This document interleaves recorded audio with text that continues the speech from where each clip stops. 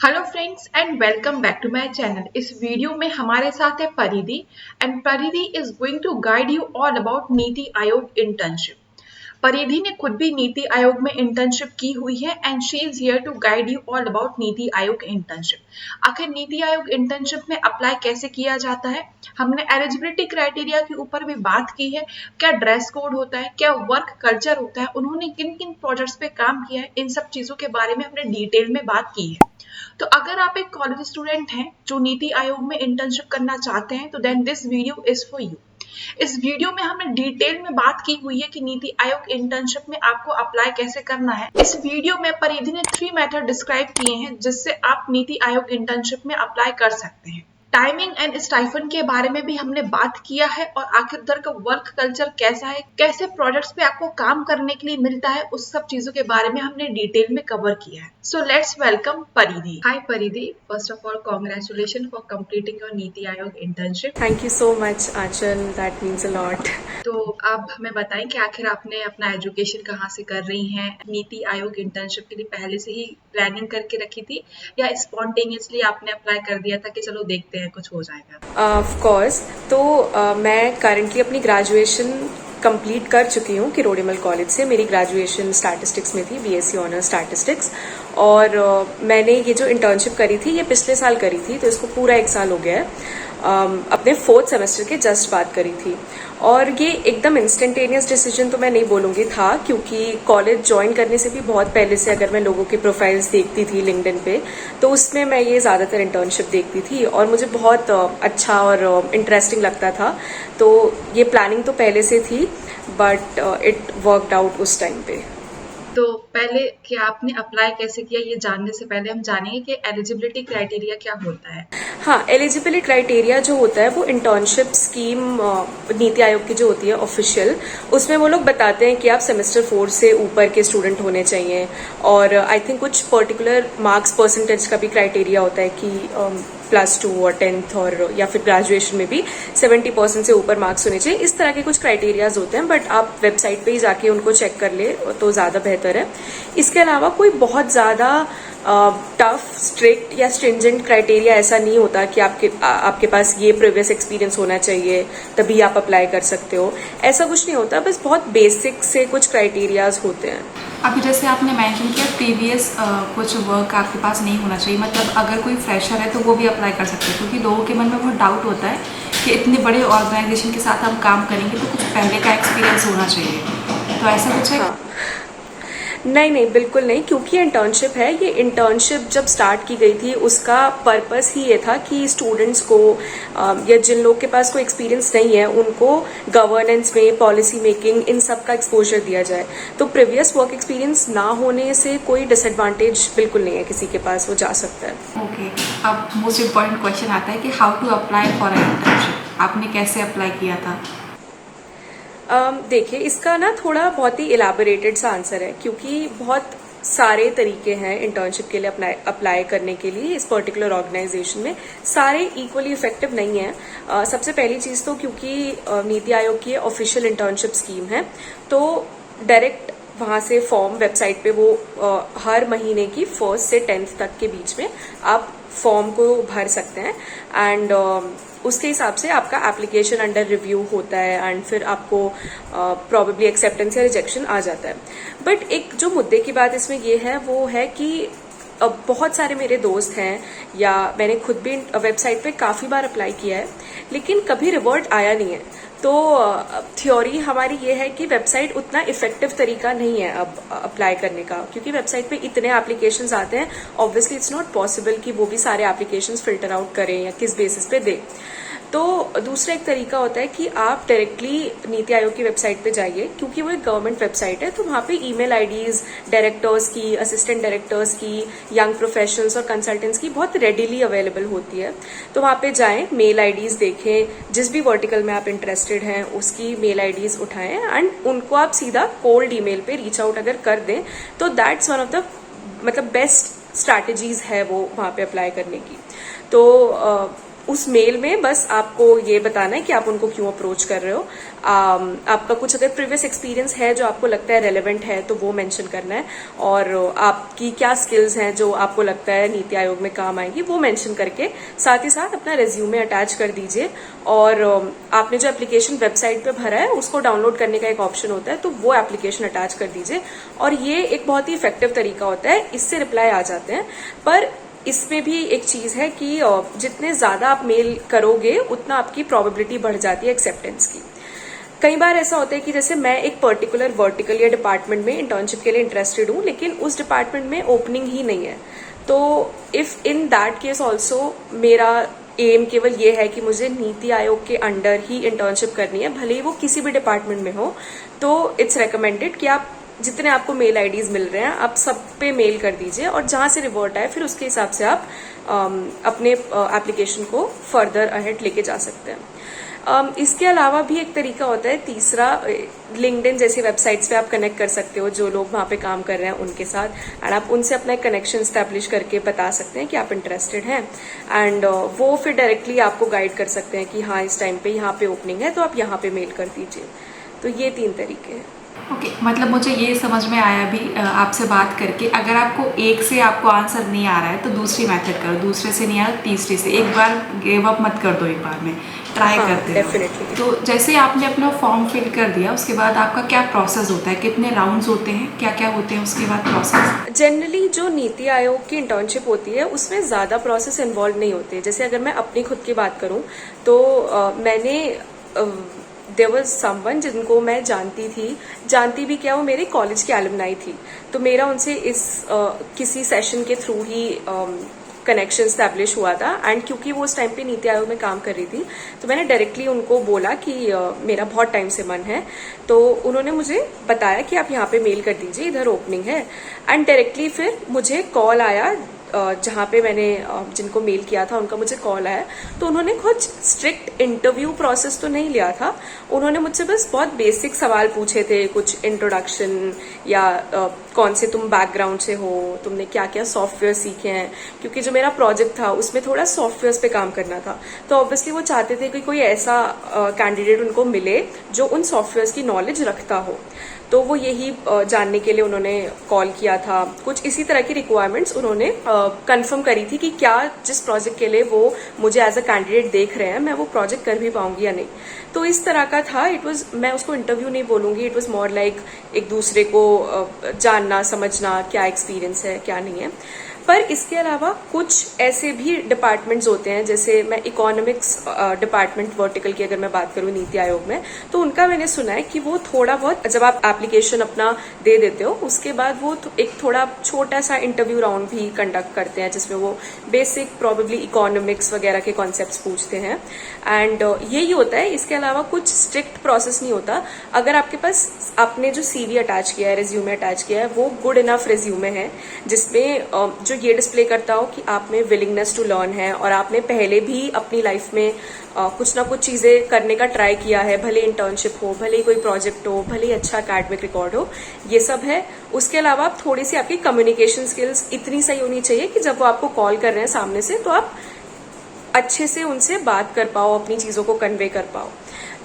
अगर ये सॉर्टेड है तो इतना कोई और प्रोसेस नहीं होता। तो जैसे अभी आपने बोला कि आपने जो सीवी या रेज्यूमे जो मेंशन किया है अगर वो गुड इनफ है तो आपको फिर सिलेक्ट वगैरह आपके चांसेस ज़्यादा होते हैं। तो आपके साइड से क्या क्या पॉइंट्स वगैरह इंक्लूड होने चाहिए एक सीवी में, और कैसे एक अच्छा सीवी और रेज्यूमे बनाए? आप देखो, वैसे तो जनरली नीति आयोग में सीवी को जब उन्होंने अपनी इंटर्नशिप स्कीम स्टार्ट करी थी वो ज़्यादा वेट नहीं देते थे, but the thing is over the time बहुत सारे कैंडिडेट्स अप्लाई करते हैं। और क्योंकि नीति आयोग दिल्ली में सेंट्रली सिचुएटेड है तो दिल्ली यूनिवर्सिटी के बहुत सारे बच्चे वहां पे अप्लाई करते हैं, और इसकी वजह से सीवी का जो कंपटीशन है वो थोड़ा बढ़ जाता है। तो इन दैट केस ये बेटर है कि आप अपना सीवी अच्छे से ही मेंटेन करके चलो, रादर देन आप बाद में रिग्रेट करो। सबसे पहले तो सीवी में एक अगर गुड इनफ अकेडमिक रिकॉर्ड हो, मतलब मैं ये नहीं बोलूंगी कि आपके 95% या आपके 9 GPA आ रहे हो, बट एवरेज की 8 GPA 7.5 GPA अगर उतना मेंटेन्ड है और आपके 10th और 12th में भी डिसेंट से मार्क्स है, 70% से ऊपर है तो चलेगा। जितने ज़्यादा ऑब्वियसली वो बेटर होता है, बट अगर आपके 80% भी है, 75% भी है, तो भी आपको अप्लाई कर देना चाहिए।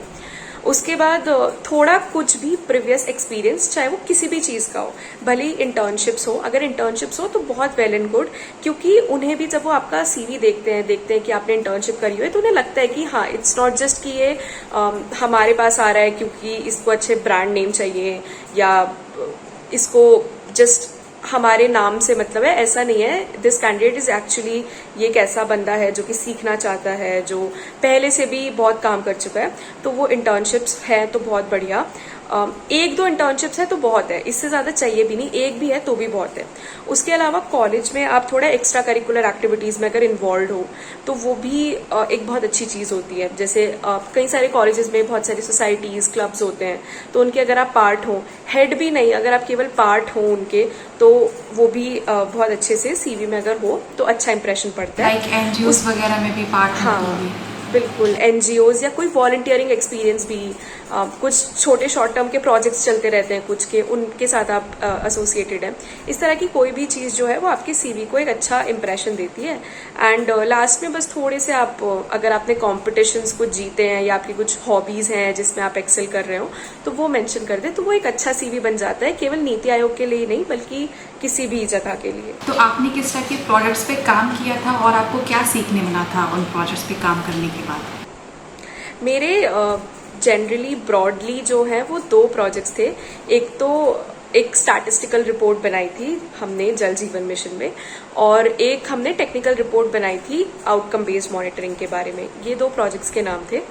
अब इनके अंदर जो पहला प्रोजेक्ट था उसमें ऑब्वियसली जल जीवन मिशन, क्योंकि मैं DMEO which is development monitoring and evaluation office, उसके साथ काम कर रही थी, तो उनका काम होता था जो पॉलिसीज लग रही हैं उनको इवैल्यूएट करना, मॉनिटर करना कि क्या वो एक्चुअली इफेक्टिव हैं भी, उनका जो ऑब्जेक्टिव था क्या वो उसके करीब हैं, वो उसको अचीव कर पा रही है या नहीं। तो मैंने वो पूरा स्टैटिस्टिकली एनालाइज किया था जल जीवन मिशन को लेके। ये हुआ था एक्सेल और कुछ एक स्टैटिस्टिकल सॉफ्टवेयर होता है SPSS, उसके थ्रू ये हुआ था। देन सेकंड जो था टेक्निकल रिपोर्ट, वो it was more qualitative in nature थी। जो टेक्निकल रिपोर्ट थी वो थोड़ी क्वालिटेटिव इन नेचर थी, तो उसमें हमें रिसर्च पेपर्स हमने रिव्यू किए थे, काफ़ी लिटरेचर्स पढ़े थे उसके बारे में, एंड प्रॉपर उसको एक रिसर्च पेपर फॉर्मेट में हमने बनाया था। And how was your experience, मतलब आपको क्या क्या चीज़ें सीखने मिली और आपको कैसा लगा कि जैसे गवर्नमेंट होते हैं बहुत स्ट्रिक्ट टाइप थे या बहुत नॉर्मल से थे, कैसा एक्सपीरियंस रहा? सिखाया उन्होंने आपको, कुछ हेल्प किया, आपको खुद ही से सब कुछ करना पड़ता था? नहीं, ऐसा तो बिल्कुल नहीं था। काफ़ी कोऑपरेटिव लोग थे, एंड मेरी मैनेजर स्पेसिफिकली वो बहुत हेल्पफुल थी। कोई भी काम हो तो वो एक्चुअली सामने से खुद भी पूछ लेती थी। अगर उन्होंने देखा कि एक पूरा दिन बीत गया जब आप उनके पास कोई डाउट लेके नहीं गए, तो सामने से पूछ लेती थी कि सब सही है, कुछ तुम्हें हेल्प चाहिए हो तो इस टाइम पे आई विल बी अवेलेबल। बहुत कोऑपरेटिव थी, हेल्पफुल थे इन नेचर। कभी किसी ने ऐसा प्रेशर या हेक्टिक शेड्यूल नहीं दिया, और इवन जो डायरेक्टर थे जिनके साथ हम लोग काम कर रहे थे, वो भी ऐसा नहीं था कि उन्होंने एक्सपेक्ट किया था कि हमें सब कुछ आता हो। अगर वो हमसे कुछ पूछते थे हमें नहीं आता था तो वो हमें बाकायदा समझाते थे वो सारी चीज़ें। तो उस हिसाब से मैं बोलूँगी कोऑपरेटिव थे, और सीखने को तो डेफिनेटली बहुत कुछ मिला है। एक तो हम अपने करिकुलम में कितना थ्योरी पढ़ लेते हैं, तो वहाँ पे जाके एक्चुअली में देखना, चीज़ों को अप्लाई करना, देखना कि एक्चुअल ये जो पूरा नेशनल लेवल पे पॉलिसी ऐसे इम्प्लीमेंट हो रही है, इम्प्लीमेंट होने तक ही काम खत्म नहीं हो जाता, उसके बाद कितनी चीज़ें हो रही हैं। और क्योंकि मैं एक साइंस बैकग्राउंड से थी हमेशा से, तो मैंने इतना इसके बारे में कुछ पढ़ा भी नहीं था, मुझे पहले आइडिया नहीं था। तो ये सब कुछ आउटकम बेस्ड मॉनिटरिंग फ्रेमवर्क्स वो लोग जो पढ़ते थे, सब मेरे लिए बहुत नया था और बहुत अच्छा भी था। कई बार ऐसा होता था कि मीटिंग्स होती थी कुछ स्टेट्स के साथ, मिनिस्ट्रीज के साथ, एंड उसमें वो लोग इंटर्न्स को इन्वॉल्व कर लेते थे, इंक्लूड कर लेते थे। तो वो बहुत अच्छा लगता था कि चलो ये हमें एक ऐसा एक्सपीरियंस दे रहे हैं जो शायद हम यहाँ के बाद कहीं और ना कर पाए। एंड बहुत ही इम्पैक्ट हमें काइंड ऑफ देखने को मिलता था कि जो भी काम हो रहा है उसका एक इम्पैक्ट है जो हम एक्सपेक्ट कर रहे हैं। तो आखिर आपका स्टाइपेंड कितना था एंड क्या टाइमिंग थी काम करने की? तो ये एक बहुत ही मेजर ड्रॉबैक है। स्टाइपेंड नीति आयोग ने आई थिंक बहुत रिसेंटली स्क्रैप कर दिया है, तो वो इंटर्न्स को अब स्टाइपेंड नहीं देते हैं। कुछ टाइम पहले तक आई थिंक देते थे, और अभी भी कुछ प्रॉबेबली ऐसी पोस्ट होती होंगी जो शायद तुम ग्रेजुएशन के बाद कर पाओ, मैं श्योर नहीं उसके लिए, बट वो स्टाइपेंड जो है वो बहुत ही लिमिटेड इंटर्न्स को अब देते हैं। तो स्टाइपेंड तो ऑब्वियसली ज़ीरो था, उसके अलावा खुद से ही जो भी खाने का होता था या चाय का वो सब भी खुद से ही देना पड़ता था। तो अगर कोई स्टाइपेंड सोच के जा रहा है तो उसके लिए तो बिग नो है। आप बस ये सोच के जाओ कि कुछ सीखने को मिलेगा, कुछ करने को मिलेगा, लोगों से कॉन्टैक्ट्स बनाने को मिलेंगे, क्योंकि नीति आयोग में बड़े बड़े IAS ऑफिसर्स, ISS ऑफिसर्स, ये सब लोग काम करते हैं। तो अगर आप उनके अंडर भी थोड़ा भी काम कर लो तो आपको बहुत सारी चीज़ें सीखने को मिल जाती है। मुझे लगता है स्टाइपेंड इतना बड़ा ड्रॉबैक नहीं है, क्योंकि ये इतना बड़ा चीज़ है जहाँ पे आपको बहुत सारी चीज़ें सीखने मिल रही हैं। तो स्टाइपेंड तो मतलब ना भी मिले तो भी लोग बहुत एक्साइटेड रहेंगे काम करने के लिए। हाँ, आप एक्साइटमेंट तो देख ही सकते हो, अभी भी बहुत है ही और हमेशा रहेगी। तो टाइमिंग क्या थी आपके काम करने की? टाइमिंग मेरी वैसे थी आई थिंक 10:30 ऑफिस में जाके, एंड देन फिर 5 बजे तक निकल सकते थे। पर कई बार ऐसा होता था कि 6 बजे कोई मीटिंग शेड्यूल है या 6:30 बजे कोई रिव्यू शेड्यूल है, तो फिर हमें रुकना पड़ता था ऑब्वियसली। बट ये ऑफिशियल टाइमिंग्स थी। वैसे ये टाइमिंग्स भी वैरी कर सकती हैं from your manager to manager. कुछ मैनेजर्स आपको बोलते हैं कि 9 बजे ही आ जाना, कुछ बोलते हैं कि आराम से आ जाना। जैसे मैं 10:30 का 11 भी जाती थी तो कभी कोई ऐसे नहीं बोलता था कि तुम लेट हो या कुछ भी ऐसा।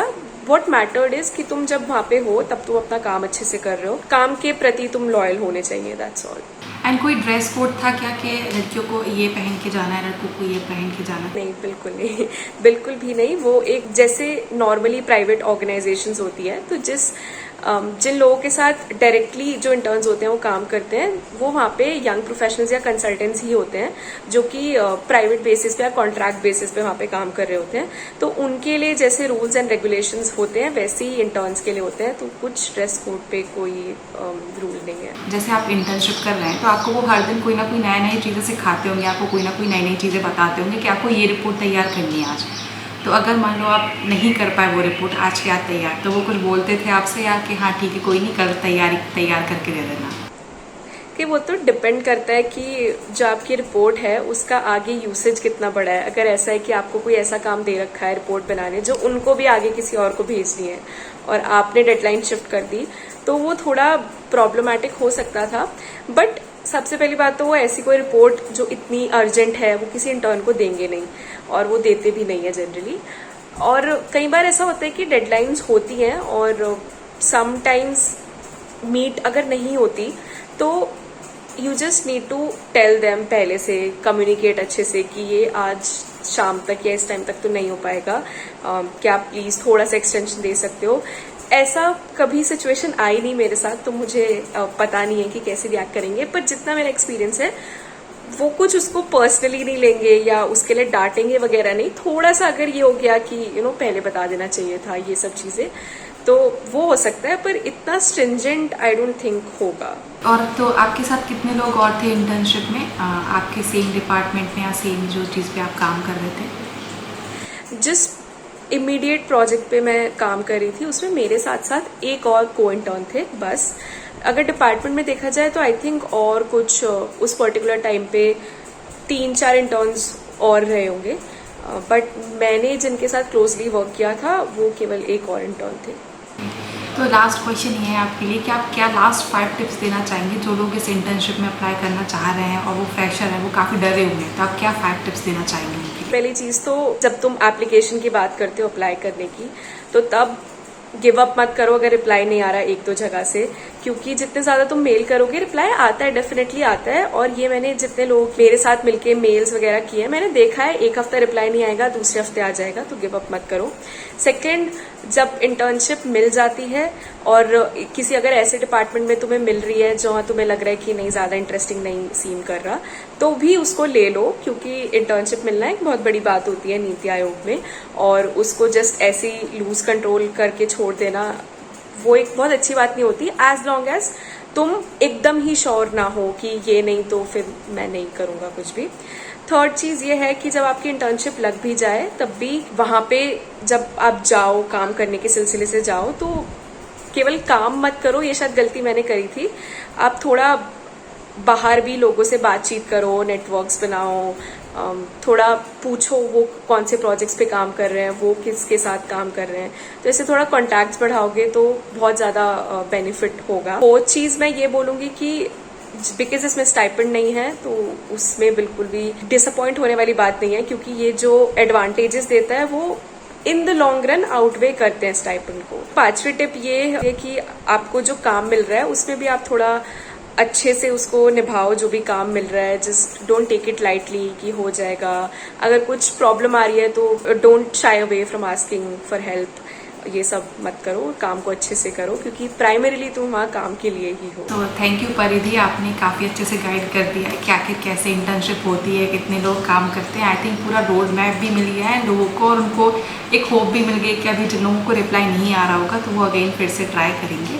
सो थैंक्स परिधि for helping us and guiding us, and I hope हम फिर से मिलेंगे। थैंक यू सो मच आंचल, बहुत ज़्यादा अच्छा लगता है इस के थ्रू, ऐसे प्लेटफॉर्म्स के थ्रू हेल्प करके, क्योंकि एक टाइम पे मैं एक दूसरी साइड पे थी जब मुझे समझ नहीं आता था क्या कैसे करना है, तो उसका पार्ट बनना सॉल्यूशन का वो एक बहुत बड़ी चीज़ है। So thank you for this opportunity.